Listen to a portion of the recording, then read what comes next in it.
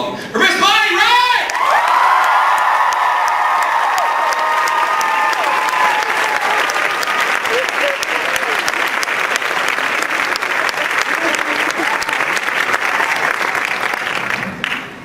Hello everyone. How's everyone doing? First off, welcome to Texas. Thank you for coming out to Dallas Comic Con Fan Days. The message boards exploded when we announced that we had signed you on to be one of our guests. So thanks for making time to come and talk with us. Oh no, thanks for having me. It's good to be here. It's an odd thing to grow up in the public eye, but sincerely, it's got to be just completely bizarre to have the world watch you grow into adulthood with a role that is that you basically stamped and said, "This is me. Ginny Weasley, nobody else. Me. None shall pass." It's basically your version. Talk a little bit about the audition process on how you came to be involved with Harry Potter. I was 9 years old when I was cast in the film. So I, at that moment, I hadn't had any previous experience acting apart from in school plays and things. And my older brother, who I guess is sort of like my Ron to my life, and he started reading Harry Potter books.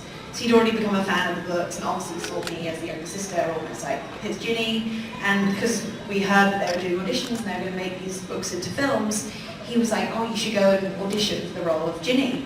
And my mum came home from work and I was like, "Oh, can you get me an audition?" And obviously my parents are into the industry. Anyway, I managed to get an audition, and at the time, obviously, Ginny's character, we kind of didn't at that moment know where it would go. It was quite a small role. So yeah, my first day on set, my first experience acting was on platform 9 3/4. And I remember when you're that young, every increment of age is so important. And I remember being exactly 9 3/4 on platform. That was just cool, obviously, at the time. Talk a little bit about what J.K. Rowling has termed the Big Seven. Every time we see photos of you now, and when you have the opportunity, because everybody's amazingly busy, you're embarking on your career as a film producer and director and writer. So everybody's time, everybody's also up to date. Talk a little about the relationship you have with the remainder of the Big Seven now. Yeah, I mean, for us, when that obviously, because when we were reading the books, however much we were all as big as fans as everyone else. I got them the day they came out, and I read them avidly. But it was always obviously in the back of your mind, thinking like, "Oh, this is now what we're going to be, acting as and performing." So I remember reading that book and when Dumbledore's army starts to get formed, and just being so excited because there was just.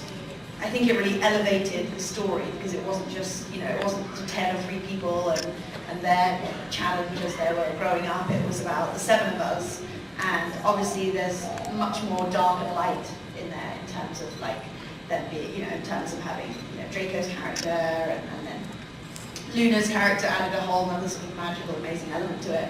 So for all of us, it was incredibly exciting because I think it really was also at the age when.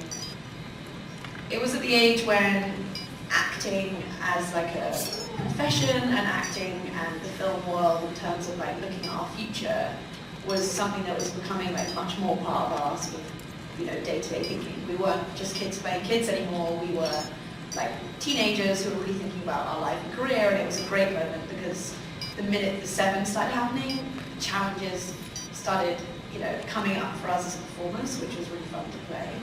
And yeah, I think it just made it amazing for the rest of the series. It was just an incredible thing to be a part of. I think that sort of smaller kind of group, and I think Rowling has always stressed about that group and has had such, she loves those characters so individually, and they all work in conjunction with each other really, really well. And it did amongst us, between us as in our day-to-day lives really do, and we all got on so well, and it was such a lovely thing to have something to focus on.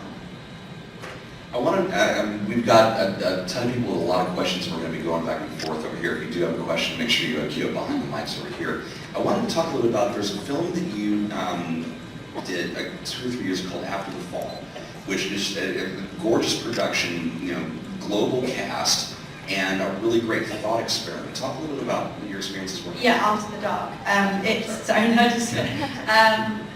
Yeah, that was an incredible film. It's one of those, I mean, basically, we're all in an international school in Jakarta, in Indonesia, and it's basically about this idea of it's a classroom of students who are philosophy students, and they're learning about what thought experiments are, which is almost like it's almost like having a scenario and putting like a philosophical concept into it, imagining you're there and what you do using certain concepts you've learned.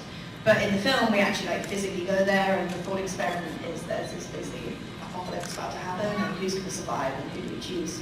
And what was quite bizarre about that film, I mean, I guess I was still a teenager, so I was still going to be playing like high school students. But it was interesting being in like another school scenario, which is like similar to Hogwarts, but like very different, and still working with like visual effects and this kind of imaginary world, yet in a completely different way.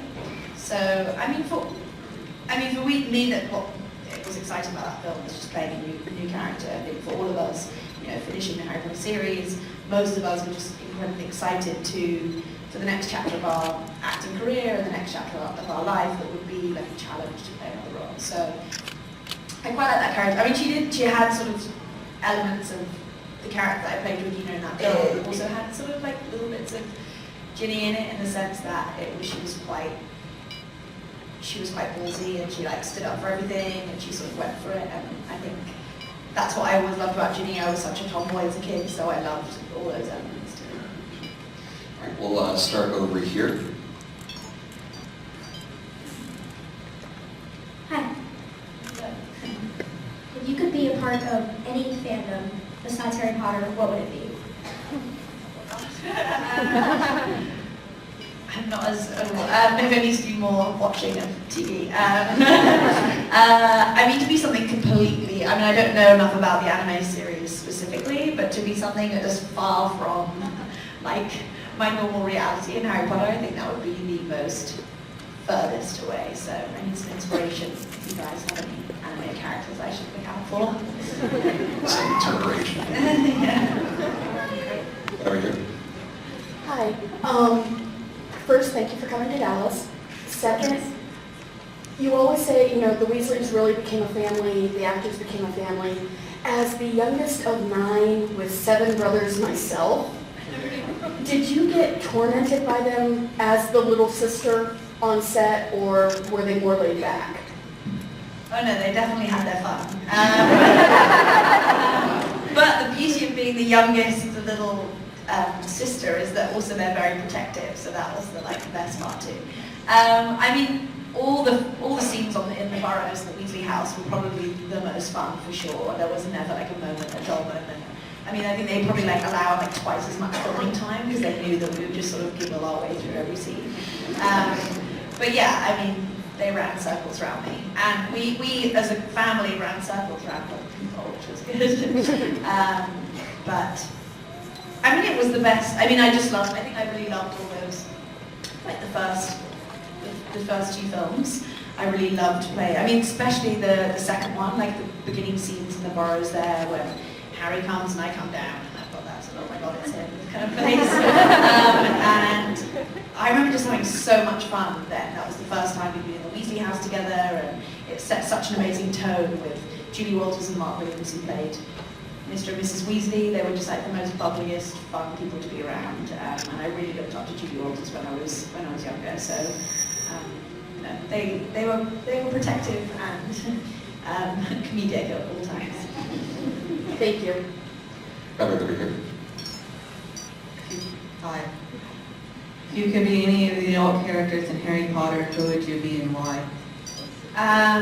For pure fun and ridiculousness, probably Hagrid, because I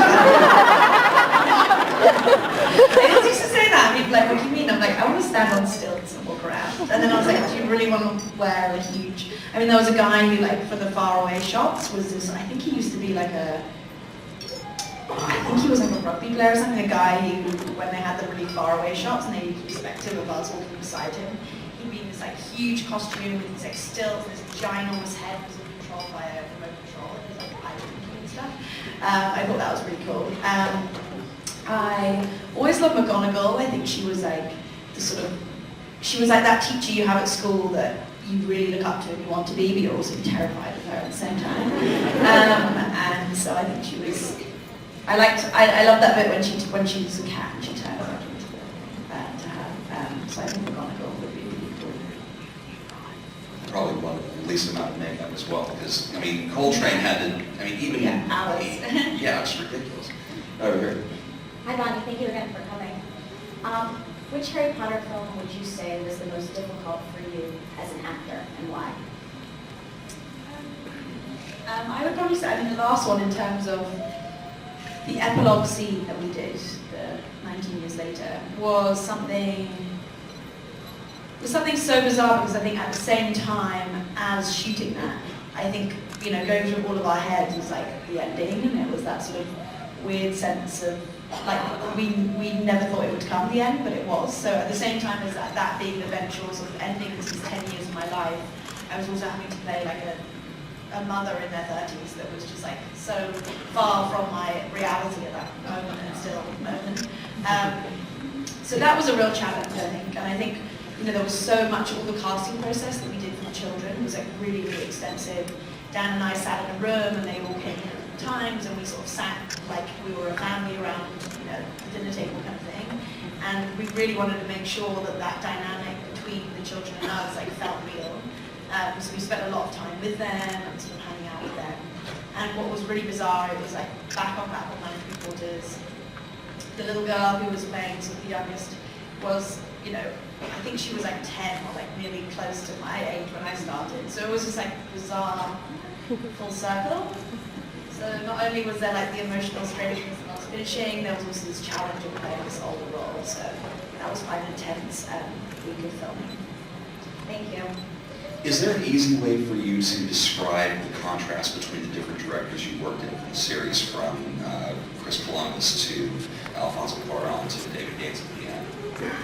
Oh yeah, I mean they're all incredibly different, and I think it was so important that we had like different directors. I think also when you're younger, I think you begin to understand that, you know, obviously from my experience, my only experience of acting was in Harry Potter, so I've obviously gone on to other films. I'm like, oh well, it's not really like that with 1,000 people on set and all these crazy things happening. For me, if I go through each one, Christopher Columbus to me was, I think, is sometimes often forgotten for the amazing work that he did. He really established us. He established us as a family. He established what coming home to Hogwarts really meant. He really understood telling that family story from the past of his other work. He really brought out the comedy in all of us. He brought out the sort of ease of performance in us, and I just felt so comfortable with him on set. He was just an amazing. He could talk to children so well, looking back at it now. Alfonso Cuarón really stepped the films up in terms of, I think, he really put the films like in a way deeper perspective. I think the audience was growing, the age was growing, like people could be freaked out a little bit, and like we needed to be freaked out as an audience a bit. So I think he brought that darkness into, you know, Harry's world that needed to happen.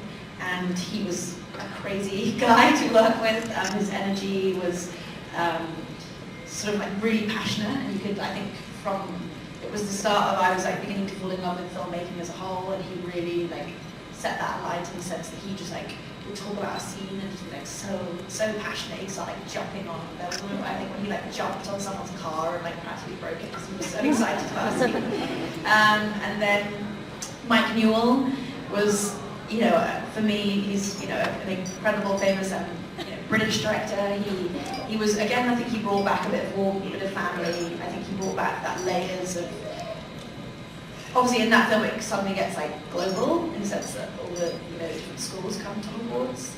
And he had that, I sort of like age of wisdom in his directing that kind of helped. And then obviously for me, David Yates was the moment when Ginny's character really became something, and all of us, like I was saying, when it became that, the 7 of us, and really our performance really had to step up. And I think his faith in all of us, and his like, he's a very quiet director. He would like take you off individually and chat to you very quietly, and he'd have these like big plans for every character. character. He was someone who really like believed in the detail of everyone to create like a mass thing. So I think for me, like he's like the closest to me because it was the closest to Ginny, and he always like, we always just played on this one word of Ginny being a warrior through the films, and that was something that like took us like on and on, and we would just like always chat about every way that we could bring step her up to that level. Awesome. How about over here? Oh, hey. Huge fan of Greatest since first grade. And, how did it feel when you first found out out of all the girls in Howard's universe, you'd end up with Harry Potter? Yeah! I was like, no, really? Not that one.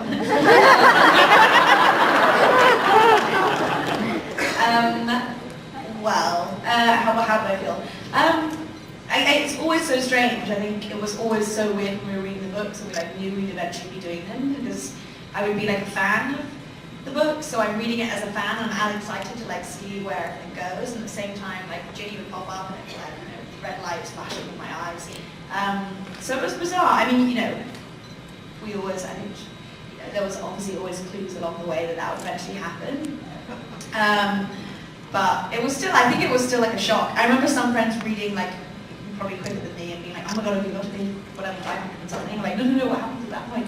And so I have to force myself to slowly read. But I mean, for me as an actress playing Ginny, it was obviously an incredible experience. I was incredibly excited when that happened because I knew that, you know, my role would bring challenges that I wanted as an actress. I mean, it was bizarre having, you know, the two of us known each other since we were like that age. You become, you know, you all become like an extended family. So the reality of filming the scenes was a very bizarre reality because it was just like someone, you know, you turning around having to do that with a best friend, which is quite bizarre. But, you know, I can't complain. That's right. I had to catch your documentary, Fade to Gold, which I thought was really good, and I know that was a personal project for you and your family. So the question I have is, oh, by the way, I hope that someday we get to hear Academy Award winner Bonnie Wright for either documentary or direction, because we need more women directors, definitely. The question I have is, if you were given carte blanche, either documentary or narrative film, what would be some of the stories you'd want to tell? Specifically documentary, but if you have some narrative ones, I'd love to hear. Yeah, documentary. I guess, I mean, for me that was my first documentary piece, and obviously it was basically about my parents' practice as jewelers, so it was something that I have grown up with knowing, so I sort of, there was a story within me that I knew I wanted to tell with them, whereas I think dabbling in like other documentary subjects, there hasn't been anything to mind yet that I've managed to start like working on. I've been much more concentrating recently on my narrative work. I just shot another short film like a month ago called Play Me Backwards, and then I have another short film that I'm going to do back in London in January. It's called Medusa's Ankles. It's actually the first film that I'm directing that this original story is not mine. It's actually an adaptation of a book called Medusa's Ankles by a British author.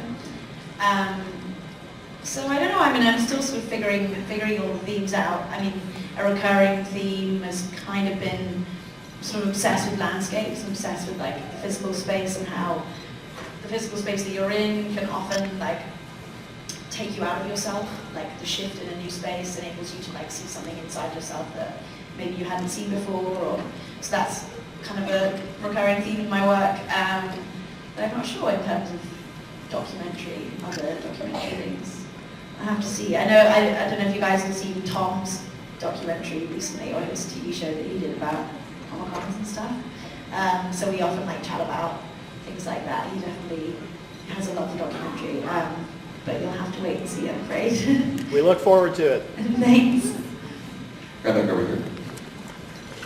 Did you actually drink pumpkin juice? Pumpkin juice, did I drink? We drank lots of butterbeer. I'm afraid I haven't been fashioned actually real then.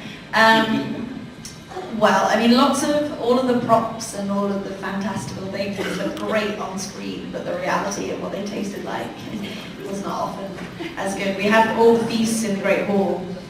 Like the first day looked amazing, and then by about the 5th day, it was like unbearable. They'd often get sort of, if it was real food, a lot of it sometimes was obviously fake food, otherwise it would smell.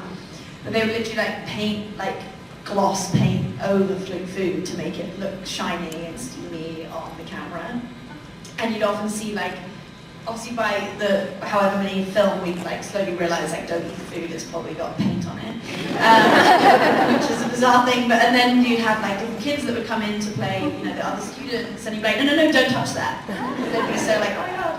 And I remember we had like the first scene where the Great Hall was like dressed as, for Halloween, and I've never seen so many sweets in my life. And by about midday, all of us were like, oh, like sick. So I didn't have pumpkin juice. I remember we did butterbeer, and they used to make like a really bad, to look like butterbeer, they would just get like orange juice, and then they would like just whisk egg whites to put it on top to look like which is horrible. So, but when we went to, when they opened the Wizarding World in Orlando, I don't think that all of us were so excited to try the butterbeer. I don't know if anyone's tried it here, but it's pretty good. You can do about 5, 6, and then it's like sugar overload. But I wish they'd got a bit quicker with the inventing of that. And of course you can get it at Starbucks. It's like one of the secret menu items. So, and it's addictive. No, I'm actually serious. You can go to any Starbucks and say, I want a butterbeer, and they've got a barista who will make you, what they call it. Yeah. You know what I'll be into. It's Starbucks. Let's see, right back over here. So, huge fan, obviously I'm here. This is a common question you probably get everywhere you go, but I have to ask, because my husband doesn't know yet though. Is Daniel Radcliffe a good kisser? Never kiss and tell.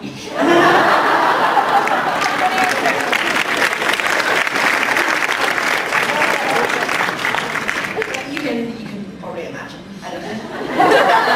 The thing is, like I said, it's not, I mean, the reality of like, I don't know, imagine like, it's very different from the reality of kissing your partner, whoever in real life. I mean, it's like, by the 80th take, with like 6 cameras and like you fiddled around and like 50 people stood there watching, it's not as romantic as it looks on screen.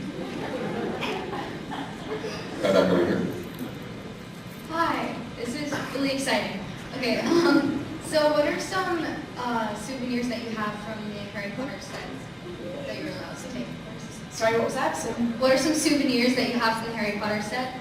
Well, unfortunately, they were we used to literally, so when we had like wands on set, we'd almost have to check them in and out, like we were getting like, I don't know, diamond necklaces or something. And also if you broke them, you know, I mean, if you did, I did break some, I think. They were now the fact that you get to go to the tour, the Wizarding World, all those things, are due to the fact that we weren't really able to take much home, because they archived everything. So every costume we wore, even though those were like 20 costumes of each one I wore in different scenes, they were like archive everything and keep everything. So if I did take anything, I probably took it by mistake. In which case I probably shouldn't say. But I don't know, I mean, I guess for me, you know, I still have loads of friends who are part of the crew who work in all the archives of Warner Brothers and stuff. So there's been a few times where I've gone back to Houston and been more excited about, like, I remember going back there and riding on, they just I don't know which Batman it was, maybe the recent one. So we were like filling through all the different, like looking at all the Harry Potter props they had in the exhibition, like excited to see them again and like having memories. And then the minute they were like, oh, and here's this like Bane costume and this like Batman. There was like the Batmobile thing, but it wasn't the Batmobile. It was like the motorbike version. That was pretty fun. So I got more excited about all those things, but I didn't unfortunately keep anything. So if I wanted my wand, I would just have to buy my wand, like everyone else. It's my picture on the box. Hi, Right over here. what was your favorite behind-the-scenes moment?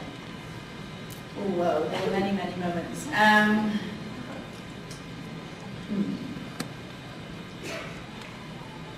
Gosh, I don't know. Like I said, all the Weasley house scenes were definitely like the most fun in terms of all of us just causing havoc. And you know, you've got to remember there were hours of us still catching up on all our schoolwork. So whilst we were filming, we still had like all the schoolwork to catch up on. So often that would be quite fun. We'd like be on set and then we'd be like having maths together and in a classroom and all different ages. And then I think for me, the best like moments were probably during the Battle of Hogwarts in the last film, just because it was this really strange thing that like loads of people who like maybe hadn't been in the last like few films came back for the battle. So this is like amazing reunion feeling when we were shooting those scenes. And they were quite intense. They were like a lot of night shoots, a lot of like dawn, sunrise shoots. So it was a pretty like challenging few weeks, and all of us had like cuts and bruises and scars and like so dirty. Yet our friendships and camaraderie between us made them like so enjoyable. So I think for me, in that moment behind the scenes, it just really like strengthened and made me realize what a family like I've become a part of. That I was really like grateful to be a part of. Thank you. Was there one specific effect shot that you had to do? Because they're so loaded with CG, blue screen, green screen, ping pong balls on sticks. Was there one effect shot where you were looking at it as they're telling you, okay, this is how it's going to go, where you look and you go, this is bonkers. I can't wrap my head around it at this point. Yeah, there was one scene. I mean, most of the time we're incredibly lucky that the sets, they really make sets. A lot of films, they make like a tiny portion, or they'll have like a table and then the rest you're like, oh, this could be this like huge, thing behind you. Whereas we were very, very lucky that all the sets felt very real. You could like shake something and it wouldn't fall apart. Or like, for instance, like the Great Hall, that floor, that stone floor, that was real, like, I don't know what, it's a specific type of stone from somewhere in England, but most sets would just be like fake floors or like fiberglass, and they were like real stone floors. So when you walked in the Great Hall, like you were walking into like something amazing. And Stuart Craig, who designed all the sets, just like his attention to detail was just incredible. But there was one scene that I remember just being like, oh, like, I think joking, like walked on set and it was literally like grates on the floor and green screen everywhere and these tiny like white pathways. And in that scene we were in the Ministry of Magic and we were meant to be running through, there's all the like glass orbs which we're trying to find because obviously one of them is a Horcrux and obviously they're all full. So obviously couldn't have like thousands of glass balls falling on top of us. And that I remember one being like really ridiculously stupid. And all of us just laughing because we're like, which way do you want us to run? Are we walking into glass? What are we walking into? And we just like run up and down these tiny pathways, like chasing each other.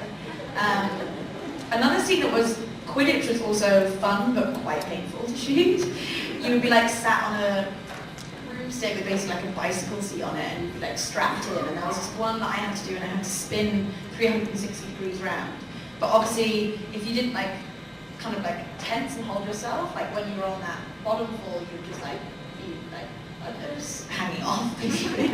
So it was like quite a test of the core strength, and you do that like again and again and you just be like dizzy and like following, like you say, with all like tennis balls flying around. So that Quidditch was quite hard because obviously you wanted to be, you wanted to feel like you were in the middle of a match. You were out of breath and you were playing sports and you were connecting with all the other players. Yet you were probably just filming it on your own. So you were just looking at random people like, there it is, like spinning around and then throwing all those balls. Is quite difficult. So even though I think of myself as quite a sporty person, it was pretty difficult. The Quidditch workout routine, love it. Yeah. Right over here.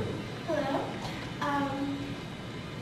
The Harry Potter world explores a lot of different places.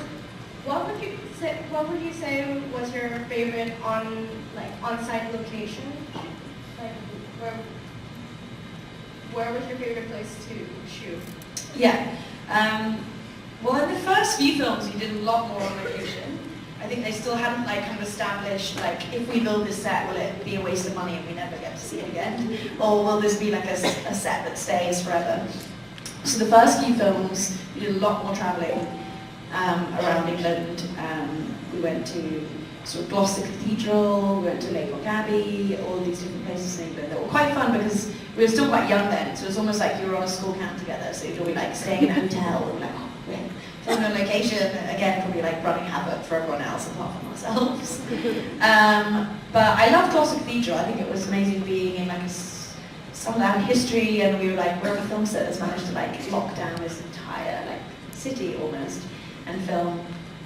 And then in terms of the actual real sets that we built, it was funny because actually they rebuilt the courtyard. Towards the end of the films, they realized like, I think it was the bit where when Dumbledore dies and he falls from the tower, they obviously there's like no way that they could shoot such an important scene in a real location because you just get loads of people photographing it, and obviously they wanted it to be secret. So they rebuilt the entire Gloucester Cathedral, like it's huge space in the back lot of the studios. And it was that point of the films where you just realise like how big these movies were, when you're like, whoa, they just rebuilt like practically an entire city in a field. But I've always loved the Burrows because it was just like, it literally didn't make sense as a building. Like, you're like, how is it standing up? Because it was obviously meant to be like all crooked and like different little add-ons and everything. Like, it really felt like that was on set. Like, you'd be walking upstairs and you'd be like, oh, I'm falling. Different like elements, and a lot of those things, you know, there was like the knitting and the washing up going. That was like, they were really there. There was like, you know, a brush washing a dish just in the background, and like that clock that said like where we were. Obviously, you didn't say where we were when we walked in the house. That would be magic. All the, you know, those like attention to details. People always assume now that everything is done, you know, in post-production and computers make all these things happen. But you'll be amazed at how many props we actually had on set that like did actually perform what they did in real life. And then going back to my love for Hagrid, I like the Hagrid stuff. I think over here. Hi there. I wanted to know on what is your favorite, funniest, and/or embarrassing moment on set? It's like trying to ask, if someone asked you, what was the funniest moment of 10 years of your life? What was my funniest moment?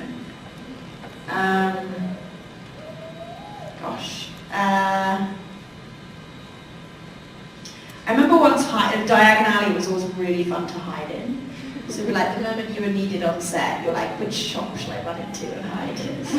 Obviously, I remember doing that on the second one, when we have all those scenes in Flourish and Blocks when there's like Gilderoy Lockhart. And I remember like Emma and I like hid in the shop next door, and they took like 20 minutes, half an hour to find us. It was really fun. Much to everyone else's annoyed. People were scary.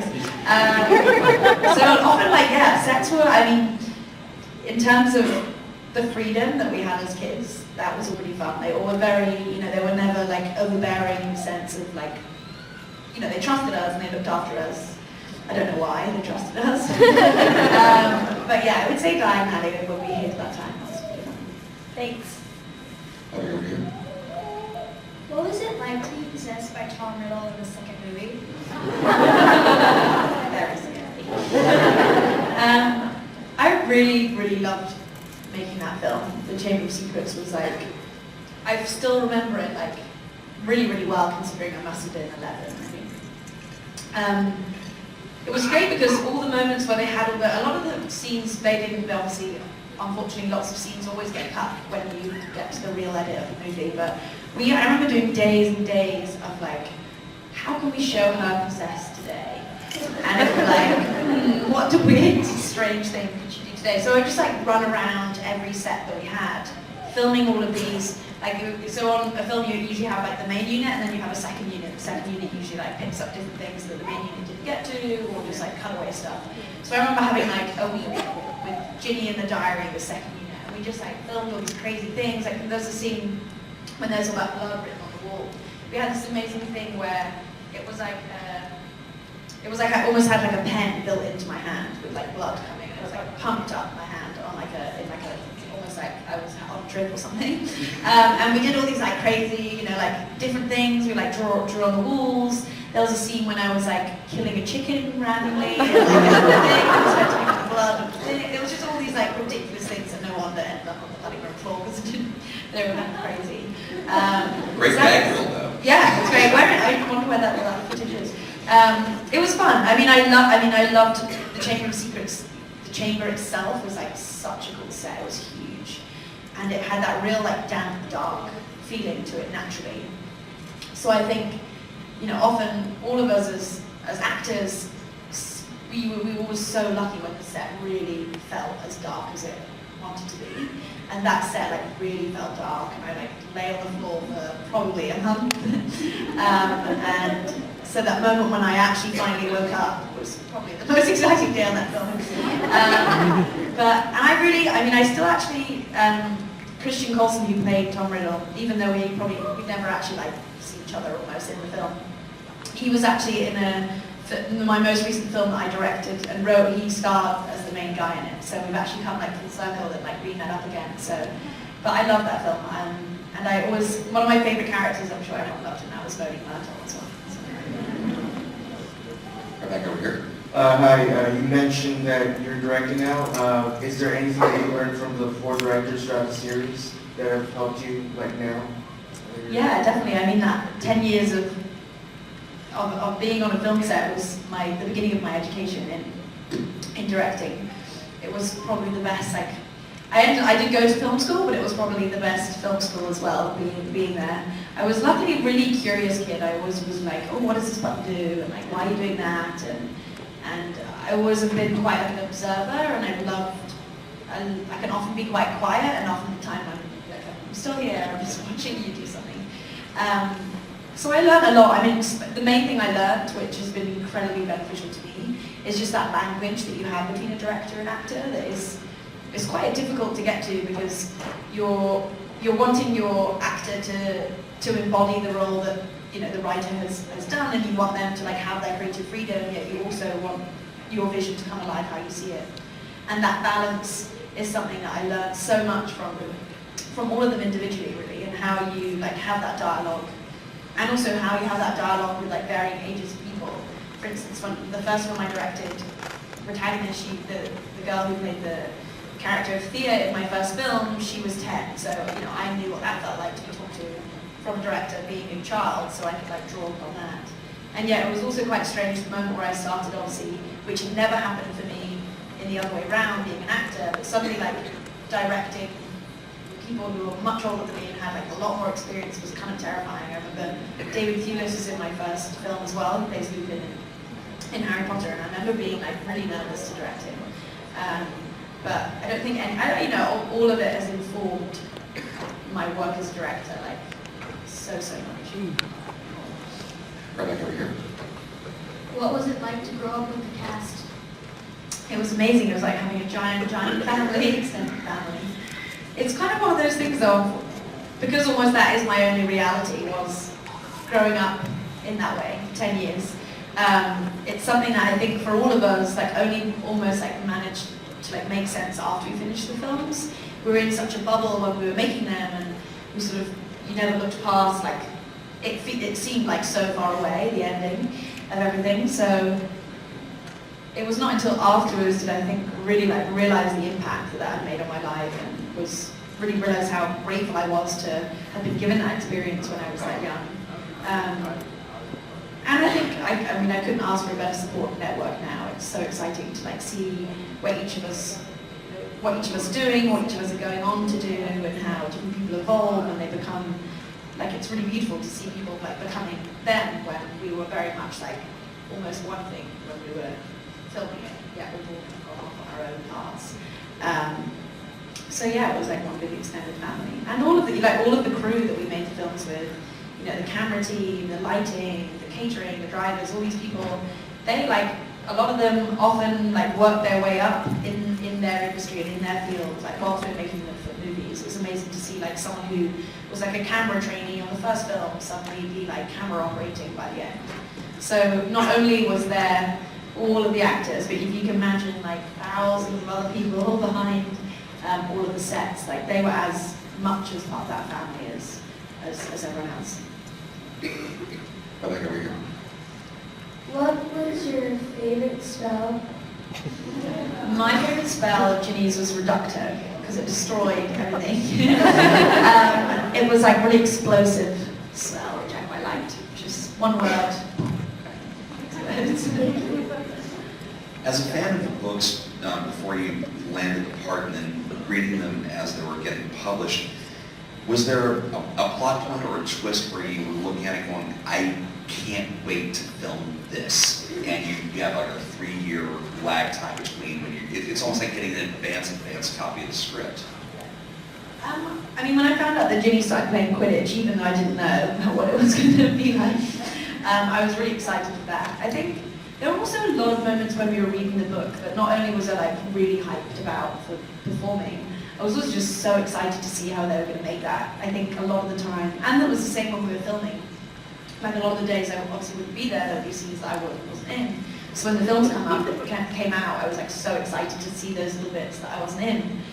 So it was, one of the main things that I really loved was when the Order of the Phoenix started coming into play, and all, Sirius Black and James and Lily and all of these. As a reader, like I really loved what that was and what that kind of close-knit sense of like trust that they all had between each other, and how different people infiltrated it and pulled it apart.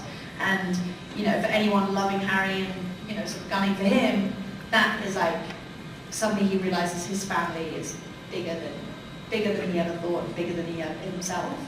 So I was really excited to see how they would do those scenes, or just that sort of side of it. I also remember being quite excited by the Triwizard Tournament, just because it was a moment to get out of Hogwarts, and it was a moment to like see the magical world beyond that, and go, like imagining like going to a game that you would go to anyway, baseball game or whatever, like imagining that in like a magical sense is like, you can have so much fun with it, and we really did. What was it like when the scriptwriter told you that Bellatrix was going to try to kill you? Scary. Although the following preceding line by Mrs. Weasley, I was like, that scene was really fun to do, because they kept talking, when the two of them knew that they were going to be saying it to each other, like Julie, all the time, every time she saw Helena down the corridor, she'd get it out there and say it. So they were toying with each other for months before we shot that. So each of them were as excited. And I kind of liked it, being imagine your mum stepping up to that challenge and being a little bit of evil kind of coming out. So that was a pretty fun scene. And again, they were in that scene. It was weird. There were lots of huge, big moments that we'd all look forward to that were kind of towards the end of the last few weeks of filming.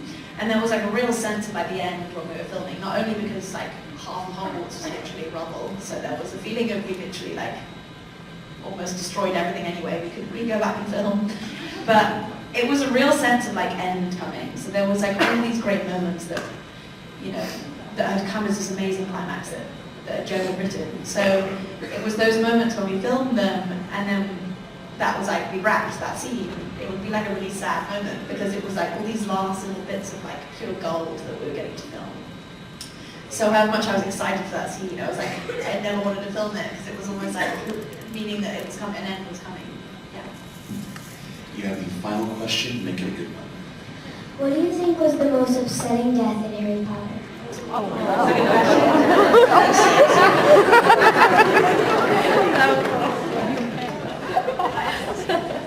Oh, that's really difficult. I mean, there's the 3 deaths that I think are can I say 3? No, let's do the silent. It's your show. Okay, fine. Dobby. Dumbledore. However much we think that whatever capacity he comes back in. And of course, Sirius Black. But Dobby, everyone should we sit with Dobby? I think that seemed to be the most. I got The house elf gets a bigger thing than Dumbledore. In that scene when Michael Gambon falls from the tower, he again literally, he tells the best jokes. His imagination is pretty funny. And the moment when there was a scene when we all sort of run up to him and I'm next to Dan, and we're it was a really intense moment, and he just couldn't help but just like tear everything apart. Like he couldn't keep a straight face. He would just be sat there knowing he was off camera, just like doing all these stupid faces and different things, and we're like, stop moving. So he managed to make what could be an incredibly sad scene humorous. If you had the opportunity, He teases me too much.